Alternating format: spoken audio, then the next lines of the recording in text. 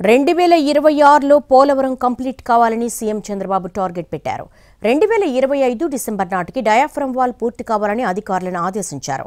ప్రాజెక్టును సందర్శించిన సీఎం అక్కడే సమీక్ష నిర్వహించి ప్రాజెక్టు పనుల షెడ్యూల్ను ప్రకటించారు.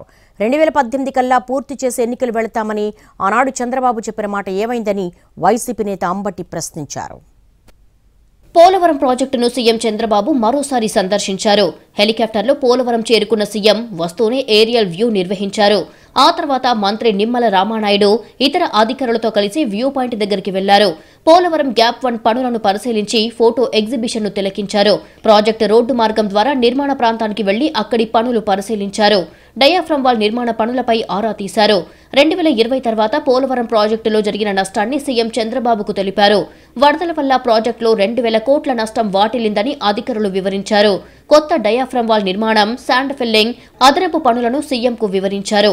అనంతరం అధికారులతో సీఎం సమీక్ష నిర్వహించి పోలవరం ప్రాజెక్టు పనుల షెడ్యూల్ను ప్రకటించారు. టీడీపీ ప్రభుత్వం కొనసాగి ఉంటే 2021 నాటికి ప్రాజెక్టు పూర్తయ్యేదన్నారు సీఎం చంద్రబాబు. 2026 చివరి నాటికి ప్రాజెక్టును పూర్తి చేయడమే లక్ష్యంగా పెట్టుకున్నామన్నారు. ప్రాజెక్ట్ని ఎట్టి పరిస్థితిలో 2026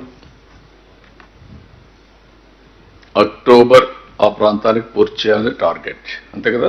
ఏదైనా కానీ క్లియరెన్సెస్ కావాలంటే ఇప్పటి నుంచి ప్లాన్ చేసుకోవాలి.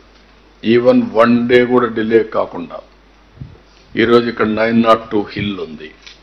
ఆ హిల్లో నుంచి మెటీరియల్ అంతా తీసుకురావాలి. ఇప్పటి నుంచి ఆపరేషన్ స్టార్ట్ కావాలి. 72% పోలవరం పూర్తయితే ఫినిష్ చేయడానికి ఇన్నాళ్లెందుకు పట్టిందని మాజీ మంత్రి అంబటి విమర్శించారు.